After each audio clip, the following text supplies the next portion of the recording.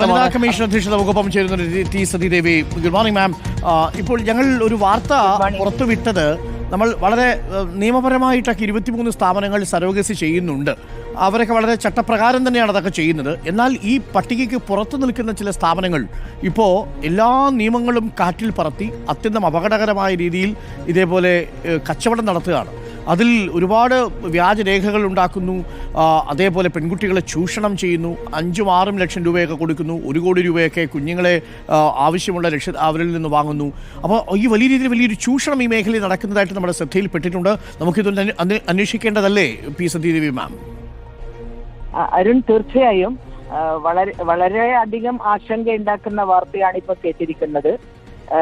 Surrogacy act നിലവിൽ വന്നത് തന്നെ വളരെ സുദീർഘമായിട്ടുള്ള ചർച്ചകൾക്കൊടുവിലാണ്. എങ്ങനെയായിരിക്കണം ഒരു സ്ത്രീക്ക്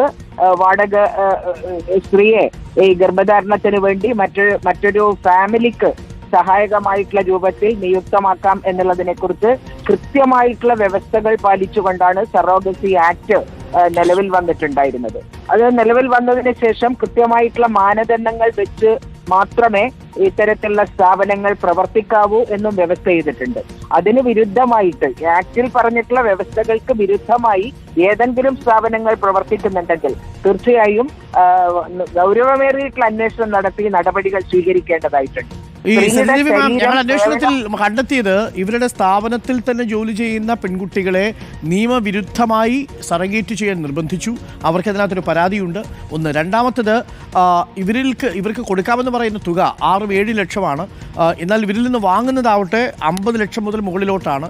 ഒട്ടും ഹൈജീനിക് അല്ലാത്ത സാഹചര്യങ്ങളിൽ താമസിപ്പിക്കുക, ഇതേപോലെ വ്യാജരേഖകൾ ഉണ്ടാക്കുക, അത് ഭർത്താവും ഭാര്യയുമാണെന്ന് പറഞ്ഞ് വ്യാജരേഖ ഉണ്ടാക്കി അവരെ സറഗേറ്റ് ചെയ്യാൻ നിർബന്ധിതമാക്കുക, ഇതൊക്കെയാണ് നടക്കുന്നത്.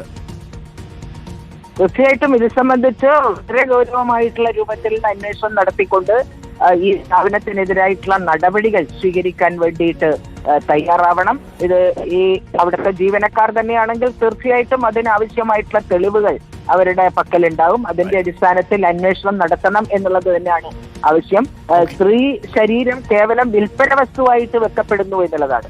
ഈ ആക്ട് നിലവിൽ വന്നതിന് ശേഷം ഒരവസരത്തിൽ ബോംബെയിൽ ഈ ചേരി പ്രദേശത്ത് താമസിക്കുന്ന സ്ത്രീകളെ ഇതുപോലെ ചൂഷണം ചെയ്യുന്നു എന്നുള്ള ഒരു വാർത്ത നേരത്തെ ഒരു അന്വേഷണത്തിന്റെ ഭാഗമായിട്ട് പുറത്തു വന്നിട്ടുണ്ടായിരുന്നു.